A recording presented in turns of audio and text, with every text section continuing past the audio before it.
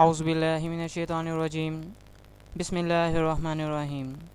अस्सलाम वालेकुम बच्चों, उम्मीद है बेटा आप सब खैरियत से होंगे और हमारे इस खूबसूरत से सफ़र के 10वें लेक्चर के आखिरी पार्ट में आपका दिल की गहराइयों से खुशामदीद है।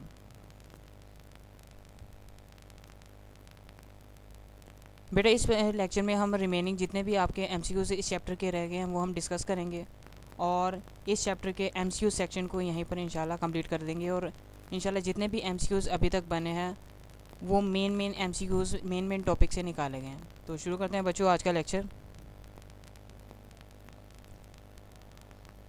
बेटे देखिएगा, अब आज के लेक्चर का हम फर्स्ट एमसीक्यूज़ देखते हैं। Which keyword is use for integer data type, कि इंटीजर टाइप का अगर आपने डाटा प्रोग्राम के अंदर लिखना हो, उसे डिक्लेयर करवाना हो, तो कौन सा कीवर्ड आप यूज़ करोगे। नीचे उन्होंने आपको ऑप्शन दिए हुए हैं कि आप इंट कीवर्ड यूज़ करोगे या फ्लोट यूज़ करोगे या चार यूज़ करोगे या डबल।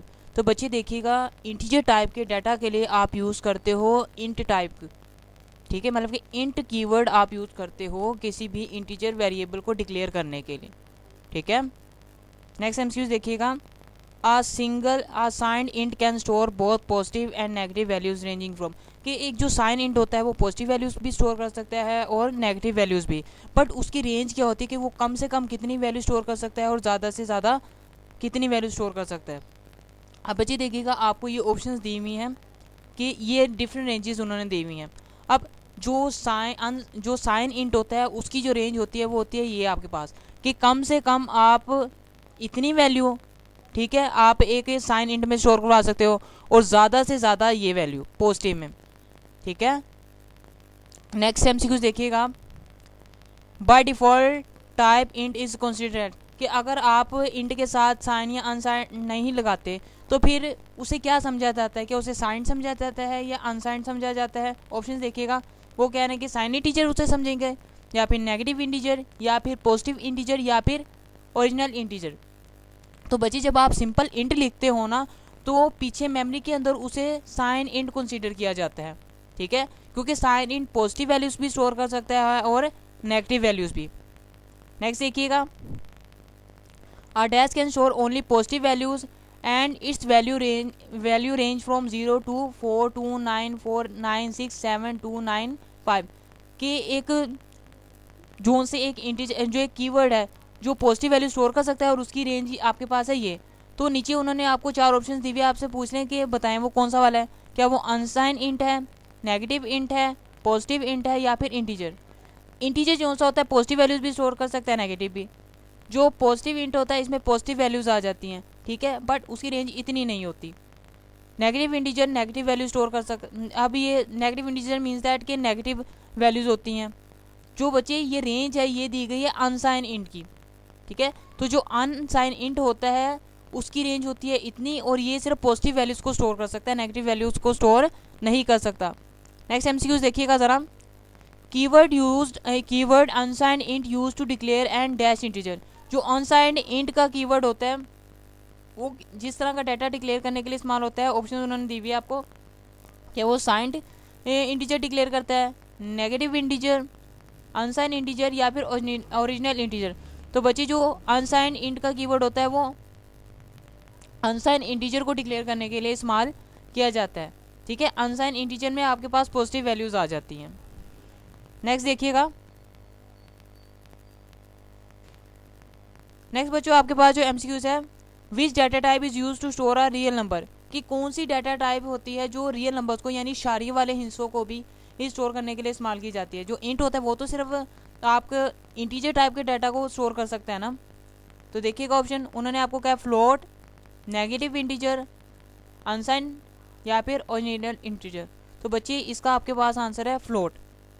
जो फ्लोट टाइप का डाटा होता है उसमें आपके पास रियल नंबर्स आ जाते हैं, ठीक है। जो फ्लोट डाटा होता है उसमें रियल नंबर आते हैं और इसमें आप फ्लोटिंग पॉइंट नंबर्स वाले डाटा को स्टोर कर सकते हो वेरिएबल के अंदर। नेक्स्ट देखिएगा MCQs, floating point number store numbers up to, जो फ्लोटिंग पॉइंट नंबर्स होते हैं इनकी बाय डिफ़ॉल्ट वो आपसे पूछना चाह रहे हैं कि प्रिसीजन कितनी होती है, कि मतलब प्रिसीजन क्या होती है कि शारी के बाद कितने हिस्से आते हैं। अब देखिएगा उन्होंने कहा 7 डिजिट्स ऑफ प्रिसीजन, मतलब शारी के बाद 7 हिस्से आएंगे by default. 8 digits of precision यानी इशारे के बाद 8 आएंगे। 10 डिजिट्स ऑफ प्रिसीजन शायरी के बाद 10 हिस्से आएंगे, या फिर 6 डिजिट्स ऑफ प्रिसीजन, या शायरी के बाद 6 हिस्से आएंगे। तो बच्चे जब आप फ्लोट टाइप का डाटा डिक्लेयर करते हो या फ्लोट टाइप का वेरिएबल डिक्लेयर करते हो तो बाय डिफ़ॉल्ट उसमें आते हैं 6 डिजिट, यानी शायरी के बाद 6 हिस्से आ जाते हैं। ठीक है, नेक्स्ट देखिएगा, which keyword is use to declare the floating point variable. जो फ्लोटिंग पॉइंट वेरिएबल को डिक्लेयर करने के लिए कौन सा कीवर्ड यूज़ होता है? तो ऑप्शन उन्होंने आपको दिए हुए हैं। इंट, इंट तो इंटीजर के लिए होता है। फ्लोट, फ्लोट असल में होता है फ्लोटिंग पॉइंट नंबर्स के लिए। ठीक है, तो इसका आपके पास आंसर आ जाएगा बी। नेक्स्ट एमसीक्यूज देखिएगा, how many bytes are use by float type variable. जो फ्लोट टाइप का वेरिएबल आप डिक्लेयर करते हो प्रोग्राम के अंदर, वो मेमोरी में कितनी जगह लेता है? तो बच्चे वो आपसे कह रहे हैं 1 बाइट की जगह, 2 बाइट की जगह, 3 बाइट की जगह, या फिर 4 बाइट की जगह। तो बच्चे जो मेमोरी के अंदर जब भी आप कोई फ्लोट टाइप की मेमोरी को अलोकेट करते हो डाटा, तो वो आपके पास मेमोरी के अंदर 4 बाइट की जगह लेते हैं। ठीक है, एक फ्लोटिंग पॉइंट वेरिएबल 4 बाइट की जगह मेमोरी में लेता है। नेक्स्ट एमसीक्यू देखिएगा, the value range from floating point is, कि जो फ्लोटिंग पॉइंट नंबर्स होते हैं उनकी रेंज कितनी होती है, कि कम से कम कितनी वैल्यूज आप स्टोर कर सकते हो और ज़्यादा से ज़्यादा कितनी। तो बच्चे आप कम से कम फ्लोटिंग पॉइंट में वैल्यू स्टोर कर सकते हो 3.4 इंटू 10⁻⁻38, और मैक्सिमम ज़्यादा से ज़्यादा आप स्टोर कर सकते हो 3.4 इंटू 10⁻+38। ठीक है, तो इसका आपके पास आंसर आ गया ए। नेक्स्ट एमसीक्यूज देखिएगा बच्चे,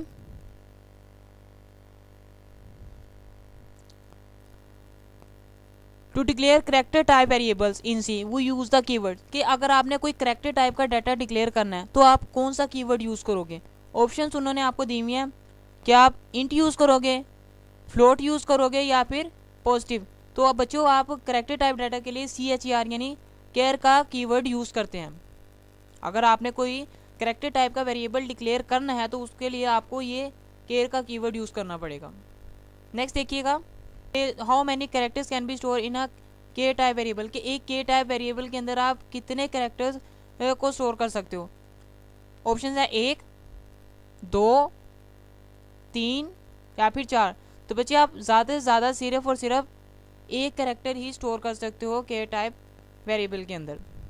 नेक्स्ट एमसीक्यूज देखिएगा, which name must begin with a letter और an underscore, it can not begin with a digit, कि वो कौन सा नाम होता है जो लेटर से अंडरस्कोर से शुरू होना चाहिए, ना कि किसी डिजिट से यानी किसी नंबर से, जैसे 1 2 3 से वो शुरू नहीं होना चाहिए। तो उसे आप क्या कहते हो? ऑप्शंस उन्होंने आपको दिए हैं, क्या आप उसे कैरेक्टर कहते हो, कांस्टेंट कहते हो, स्ट्रिंग कहते हो, या फिर वेरिएबल। तो बच्चे इसका आंसर आपके पास है डी, यानी वेरिएबल। कि वेरिएबल को हमेशा या तो आप लेटर से शुरू कर सकते हैं, यानी फर्स्ट कैरेक्टर उसका क्या होना चाहिए, लेटर हो, या फिर अंडरस्कोर की अलामत हो। ये बटे जो नीचे कर छोटी सी लाइन लगती है ना, माइनस सा लगता है, उसे अंडरस्कोर कहते हैं। आप किसी भी वेरिएबल को बनाते वक्त या तो स्टार्टिंग में अंडरस्कोर लगा सकते हो या फिर एक लेटर लगा सकते हो, लेकिन आप डिजिट नहीं लगा सकते। अगर लगाओगे तो वो वेरिएबल नहीं होगा। ठीक है, नेक्स्ट एमसीक्यू देखिएगा, a dash can not be use as a variable name, कि क्या जो सा वर्ड है जो वेरिएबल के नेम के तौर पर यूज़ नहीं किया जा सकता, मतलब यूज़र अगर चाहे भी तो उसे वेरिएबल के तौर पर इस्तेमाल नहीं कर सकता। ऑप्शन उन्होंने दिए हैं, रिजर्व वर्ड्स, रिजर्व वर्ड्स वो होते हैं जिनको पहले ही डिफाइन कर दिया गया है, सिंपल वर्ड्स, स्ट्रिंग वर्ड, या फिर रिजर्व वेरिएबल्स। तो बच्चे जो से होते हैं ना रिजर्व वर्ड्स, प्रोग्रामर जो सा होता है रिजर्व वर्ड्स को वेरिएबल के नाम के तौर पर इस्तेमाल नहीं कर सकता। जैसे देखिएगा इंट जोन्स है, अब इंट को अगर आप वेरिएबल के तौर पर इस्तेमाल करने की कोशिश करोगे तो क्या होगा, प्रोग्रामिंग सी लैंग्वेज के अंदर पहले से डिफाइंड है जो इंट का कीवर्ड है वो तो यूज़ होता है इंटीजर टाइप डाटा के लिए। अगर आप इंट के अंदर कोई इंट को अगर आप वेरिएबल के तौर पर इस्तेमाल करने की कोशिश करोगे तो एरर आना शुरू हो जाएगा। ठीक है, तो रिजर्व वर्ड्स को आप वेरिएबल के तौर पर इस्तेमाल नहीं कर सकते या वेरिएबल के नाम के तौर पर इस्तेमाल नहीं कर सकते। नेक्स्ट एमसीक्यू देखिएगा, which of the following is not a valid variable name. Option उन्होंने आपको दी हुई है, हाइट। अब देखिएगा पहला लेटर जो सा है या पहला जो सा आपके पास कैरेक्टर है वो एक एच एल यानी लेटर है, तो ये एक आपके पास एक वैलिड वेरिएबल है, बीच में कोई स्पेस भी नहीं है। बी देखिएगा, ये देखिएगा पहला आपके पास क्या है, लेटर है और बीच में स्पेस भी नहीं है, तो ये भी आपके पास एक वैलिड वेरिएबल नेम है। 9 देखिएगा, 9 ए लिखा। अब 9 जो सा आपके पास एक डिजिट है। अब वेरिएबल बनाते वक्त एक रूल हमें बताया गया था कि आप पहला कैरेक्टर कोई नंबर नहीं ले सकते। अगर आप वो नंबर लोगे तो वो आपके पास वेरिएबल का नाम कंसीडर नहीं किया जाएगा, वो गलत होगा। तो ये जो सी है आपके पास ये वैलिड वेरिएबल का नेम नहीं है। डी देखिएगा, आप अंडरस्कोर को वेरिएबल के नाम के अंदर यूज कर सकते हो, तो ये डी आपके पास वैलिड वेरिएबल है। तो हमारे पास इनवैलिड वेरिएबल कौन सा होगा, सी यानी 9A। ठीक है, नेक्स्ट देखिएगा। नेक्स्ट बच्चों आपके पास एमसीक्यूज है, we need to declare a dash before we can use it in the program. कि क्या चीज़ है जिसको हम इस्तेमाल करने से पहले प्रोग्राम के अंदर उसे क्या करते हैं, डिक्लेयर कर देते हैं। ऑप्शन उन्होंने आपको दिए हैं, वेरिएबल को, कांस्टेंट को, स्ट्रिंग को या फिर अंडरस्कोर को। तो बच्चे जब भी इसका आंसर है आपके पास, जब भी आप किसी वेरिएबल को डिक्लेयर कर यूज़ करते हो प्रोग्राम के अंदर, तो उससे पहले आपको उसे डिक्लेयर करना पड़ता है। ठीक है, अगर आप डिक्लेयर नहीं करते तो आपके पास एरर आएगा। नेक्स्ट एमसीक्यू देखिएगा, dash include specifying it's data type and giving it a valid name. कि क्या चीज़ है जो किसी चीज़ की डाटा टाइप और नाम को स्पेसिफाई करती है, यानी इंक्लूड कर देती है। मसलन देखिएगा, एक वेरिएबल, कांस्टेंट, स्ट्रिंग या फिर डिक्लेयरिंग अ वेरिएबल। अब देखिएगा बच्चे, इसका आंसर आपके पास है डी। जब भी किसी आप वेरिएबल को डिक्लेयर करते हो तो उसका जो सा नाम और उसकी डाटा टाइप, यानी उस वेरिएबल में आप क्या डाटा स्टोर कर सकते हो, ये स्पेसिफाइड कर देते हो स्टेटमेंट में। तो इसका आंसर आपके पास हुआ डी, यानी declaring a variable. Next MCQs देखिएगा, multiple variables of same data type may also be declare in a. कि अगर क्या आप मुख्तलिफ वेरिएबल्स को एक ही डाटा टाइप के साथ स्टोर डिक्लेयर कर सकते हो। ऑप्शन उन्होंने दिए हुए हैं, मल्टीपल अलग अलग जगह पर, सिंगल स्टेटमेंट में, या मैंने बहुत सी, या फिर मल्टीपल वेरिएबल। तो बच्चे इसका आपके पास आंसर है सिंगल स्टेटमेंट। कि आप एक सिंगल स्टेटमेंट के अंदर डिफरेंट वेरिएबल्स या मल्टीपल वेरिएबल्स को एक ही डाटा टाइप के साथ डिक्लेयर कर सकते हो। नेक्स्ट आपके पास एमसीक्यूज है, dash can not be declared unless we mention its data type. क्या चीज़ है जिसके साथ अगर हम डाटा टाइप ना लगाएं तो उसे हम डिक्लेयर नहीं कर सकते, वेरिएबल, कांस्टेंट, स्ट्रिंग या फिर डिक्लेयरिंग अ वेरिएबल। तो बच्चे इसका आपके पास आंसर है वेरिएबल। जब भी आप कोई वेरिएबल डिक्लेयर करते हो तो साथ उसकी डाटा टाइप जरूर लिखते हो। अगर आप डाटा टाइप नहीं लिखोगे तो वो वेरिएबल डिक्लेयर नहीं हो पाएगा। ठीक है, क्योंकि डिक्लेयरिंग अ वेरिएबल में क्या होता है, एक उसके डाटा टाइप होती है और एक उसका वेरिएबल का नाम होता है। जब डाटा टाइप नहीं होगी तो आप उसे डिक्लेयर नहीं कर पाओगे। तो variable can not be declare unless we mention its data type. Next MCQs देखिएगा, specify the type of variable, the range of values allowed by that variable and the kind of operation that can performed on it। कि क्या चीज़ है जो variable के नाम को और उस पर किए जाने वाले ऑपरेशंस को स्पेसिफाइड कर देती है, मखसूस कर देती है। क्या चीज़ होती है, क्या वो वेरिएबल होते हैं, कांस्टेंट होते हैं, स्ट्रिंग होती है, या फिर डिक्लेयरिंग अ वेरिएबल। तो बच्ची इसका आंसर आपके पास है डिक्लेयरिंग अ वेरिएबल। जब भी आप किसी वेरिएबल को डिक्लेयर करते हो तो आप उसका नाम को और उसकी रेंज को, कि इसमें कितनी वैल्यूज़ कम से कम आप इनपुट कर सकते हो और ज़्यादा से ज़्यादा कितनी वैल्यूज़ इनपुट कर सकते हो, और आप स्पेसिफाइड कर देते हो कि आप उस वेरिएबल पर कौन से ऑपरेशन अप्लाई कर सकते हो, कौन से ऑपरेशन अप्लाई नहीं कर सकते। ठीक है, नेक्स्ट चलते हैं।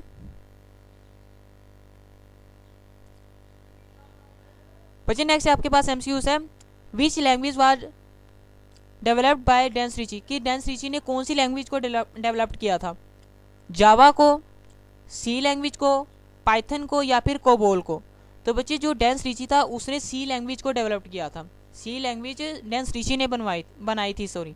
ठीक है, नेक्स्ट देखिएगा MCQs, C language was developed in. कि सी लैंग्वेज बनाई गई थी या दरियाफ्त की गई थी 1969 से लेकर 1973 तक, या फिर 1990 से लेकर 2000 तक, या फिर 1955 से लेकर 60 तक, या फिर 1970 से लेकर 1980 तक। तो बच्ची इसका आंसर आपके पास है 1969 से लेकर 1973 तक। कि इस दौरान आपके पास जो लैंग्वेज बनी थी वो सी लैंग्वेज थी। नेक्स्ट देखिएगा MCQs, GUI stand for. GUI जो सा है ये किस वर्ड को शो करता है, यानी GUI आपके पास एक एब्रीवेशन है ना। तो GUI क्या, ये ग्राफिकल यूज़र इंटरफेस को शो करता है, या फिर यूज़र इंटरफेस को, या फिर ग्लोबल यूज़र इंटरफेस को, या फिर ग्रामर इंटरफेस को। तो बच्चे जो GUI होता है ये ग्राफिकल यूज़र इंटरफेस को रिप्रेजेंट करता है। नेक्स्ट देखिएगा, which one is not IDE। नीचे उन्होंने आपको 4 ऑप्शन दी हुए और आपसे पूछा है कि इसमें कौन सी IDE यानी इंटीग्रेटेड डेवलपमेंट इन्वायरमेंट नहीं है जिसमें आप प्रोग्राम लिख सकते हो। वो क्या है, एक्स कोड भी आपके पास एक IDE है जिसमें आप सी प्रोग्राम लिख सकते हो। डेव C++ भी आपके पास एक IDE है जिसमें आप प्रोग्राम लिख सकते हो। विजुअल स्टूडियो भी आपके पास एक IDE ही है। पाइथन जो है, पाइथन बजाते खुद एक लैंग्वेज है, ये कोई IDE नहीं है। तो हमारे पास आंसर क्या हुआ, डी। ठीक है, नेक्स्ट MCQ देखिएगा। हाउ मैनी कीवर्ड्स आर, के कितने कीवर्ड्स हैं सी लैंग्वेज के अंदर, टोटल कितने कीवर्ड्स हैं, 28, 29, 32 या फिर 31। तो बच्चे सी लैंग्वेज के अंदर टोटल 32 कीवर्ड्स इस्तेमाल किए जाते हैं। ठीक है, रिजर्व वर्ड जो से हैं टोटल 32 हैं सी लैंग्वेज के अंदर। नेक्स्ट देखिएगा,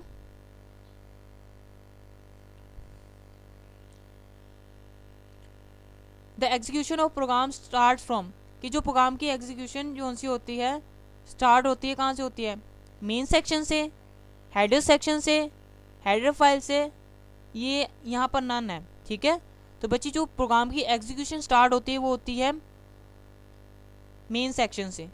असल जो सा मेन सेक्शन से पहले आप लिखते हो हेडर फाइल, जहाँ पर आपकी लाइब्रेरीज होती है जो प्रोग्राम में यूज़ होनी होती हैं। असल में जो एग्जीक्यूशन स्टार्ट होती है वो मेन सेक्शन से ही होती है। नेक्स्ट MCQs देखिएगा, हेडर फाइल्स हैव एक्सटेंशन, जो हेडर फाइल की जो एक्सटेंशन होती है वो कौन सी होती है। ठीक है, तो वो .c, .h, .doc या फिर .ppt। बच्ची जो होती है .h, ये जो उनकी हेडर फाइल्स की एक्सटेंशन है। .c सी लैंग्वेज की फाइल की एक्सटेंशन है। .doc ये डॉक्यूमेंट की एक्सटेंशन है। .ppt ये पावर पॉइंट से जो आप बनाते हो ना स्लाइड्स वगैरह, या फाइल कोई बनाते हो पावर पॉइंट से, तो उसकी एक्सटेंशन ये .ppt है। तो वो हेडर फाइल्स की उन्होंने पूछी थी, तो हेडर फाइल्स के आपके पास क्या है, .h। नेक्स्ट देखिएगा MCQs, the conversion of program file into binary file is called, कि जब आप कोई सी भी अगर प्रोग्राम लिखते हो, उस प्रोग्राम फाइल को जब आप कन्वर्ट करते हो 101 में, तो उसे क्या कहा जाता है। ऑप्शंस उन्होंने आपको दी हुई है। उसे आप एडिटिंग कहते हो, कंपाइलेशन कहते हो, लिंकिंग कहते हो या फिर एग्जीक्यूशन कहते हो। तो बच्चे जब आप अपने सोर्स प्रोग्राम को कन्वर्ट करते हो 101 में, तो उसे कहा जाता है कंपाइलेशन। ठीक है, नेक्स्ट MCQ देखिएगा, in C language main function is a, कि जो मेन आपके पास ये जो लिखा हुआ है ये है क्या, फंक्शन है, कोड है, एडिटर है या फिर लाइब्रेरी है। तो बच्चे ये मेन जो है आपके पास फंक्शन है। नेक्स्ट MCQ देखिएगा, which of the following is a header file. Options उन्होंने आपको दी हुई है, void main, getch, hash include, stdio.h या फिर नन, इनमें से कोई भी नहीं। वो आपसे पूछे कि नीचे हम जो 4 ऑप्शन दे रहे हैं इसमें से बताएं हेडर फाइल कौन सी है। तो बच्चे ये तो आपके पास मेन फंक्शन है। ठीक है, ये आपके पास गेट का फंक्शन है, गेट कैरेक्टर। ठीक है, जो आपके पास ये सी ऑप्शन है, हैश इंक्लूड stdio.h, ये आपके पास स्टैंडर्ड इनपुट आउटपुट की हेडर फाइल है। तो आपके पास आंसर क्या हुआ, सी। नेक्स्ट देखिएगा, नेक्स्ट बच्चों आपके पास आ जाता है, the process of running a program is called, कि जब आप एक प्रोग्राम को रन करते हो तो उसे क्या कहा जाता है, डिबगिंग, कंपाइलिंग, एग्जीक्यूशन या फिर यूजिंग। तो बच्चे जब आप एक प्रोग्राम को कंपाइल कर लेते हो 101 में कन्वर्ट कर लेते हो, फिर उसके बाद एग्जीक्यूशन आती है, तो उसको आप प्रोग्राम के रन करने को आप एग्जीक्यूशन कहते हो। ठीक है, नेक्स्ट MCQ देखिएगा, which extension is use to save C language program, कि जब आप कोई सा भी सी लैंग्वेज में एक प्रोग्राम लिखते हो तो उसको जिस एक्सटेंशन के साथ आप सेव करते हो वो एक्सटेंशन क्या है, .doc, .c, .xls या .dat। तो बच्चे किसी भी सी प्रोग्राम को स्टोर करने के लिए आप उसके नाम के आखिर में लिखते हो .c। .c एक्सटेंशन होती है जो बताती है कि ये एक सी की प्रोग्राम फाइल है। ठीक है, नेक्स्ट MCQ देखिएगा, आप program return in high level language is called, कि एक प्रोग्राम को अगर आप हाई लेवल लैंग्वेज में लिखते हो तो वो क्या कहलाता है। ऑप्शन उन्होंने आपको दिए हैं, सोर्स कोड कहलाता है, ऑब्जेक्ट कोड कहलाता है, नॉर्मल कोड कहलाता है या फिर बाइनरी कोड। तो बच्चे जब एक प्रोग्राम आप हाई लेवल लैंग्वेज में लिखते हो तो वो आपके पास कहलाता है सोर्स कोड। ठीक है, नेक्स्ट देखिएगा, output of compiler is called, कि जो कंपाइलर की आपके पास आउटपुट होती है उसे आप क्या कहते हो, source code, object code, binary code, या फिर बोथ बी एंड सी, के ऑब्जेक्ट कोड भी और बाइनरी कोड भी। तो बच्ची इसका आपके पास जो आंसर है वो है बी एंड सी बोल। क्योंकि देखो जब आप एक प्रोग्राम लिख लेते हो, उस प्रोग्राम को जब आपने लिख लिया वो आपके पास एक सोर्स कोड बन गया, जब आप उस पर कंपाइलेशन अप्लाई कर देते हो तो वो 101 में कन्वर्ट हो जाता है, उसे आप बाइनरी कोड भी कहते हो, उस बाइनरी कोड को आप ऑब्जेक्ट कोड भी कहते हो। ठीक है, तो ये आपके पास आंसर आ गया डी, यानी both B and C, binary code भी होता है और वो ऑब्जेक्ट कोड भी। नेक्स्ट देखिएगा, और लास्ट एमसीक्यू है ये आपका, which of the following detect syntax error, कि कौन है जो सेंटेक्स एरर को डिटेक्ट करता है, कंपाइलर या फिर रीडर या फिर बाइनरी कोड या फिर बोथ बी एंड सी। तो बच्ची इसका आपके पास जो आंसर है वह है कंपाइलर। अगर आपके प्रोग्राम में सेंटेक्स एरर होता है तो कंपाइलर उसे डिटेक्ट कर देता है और आपको शो करवा देता है कि फलां लाइन के अंदर एरर है, उसे आप करेक्ट करें। ठीक है, तो बेटा इसी के साथ हमारे ये एमसीक्यूज़ का सेक्शन कंप्लीट हुआ, जिसमें हमने टोटल 95 हार्डली 100 से अब एमसीक्यूज़ कुछ देखे। आपको आई होप मज़ा भी आया होगा, और यहीं पर आपकी जो एमसीक्यूज़ की सीरीज़ होती है कंप्लीट होती है फर्स्ट चैप्टर की। इंशाल्लाह नेक्स्ट हम देखेंगे मज़ीद इस चैप्टर में और क्या क्या चीज़ें करनी है, और आपको आई होप मज़ा भी आया होगा और बहुत कुछ नया सीखने के लिए भी मिला होगा। काइंडली बच्चों subscribe, like and share this lecture, और बच्चे हंसते रहें, मुस्कुराते रहें और दुआओं में याद रखिएगा। अल्लाह हाफिज़।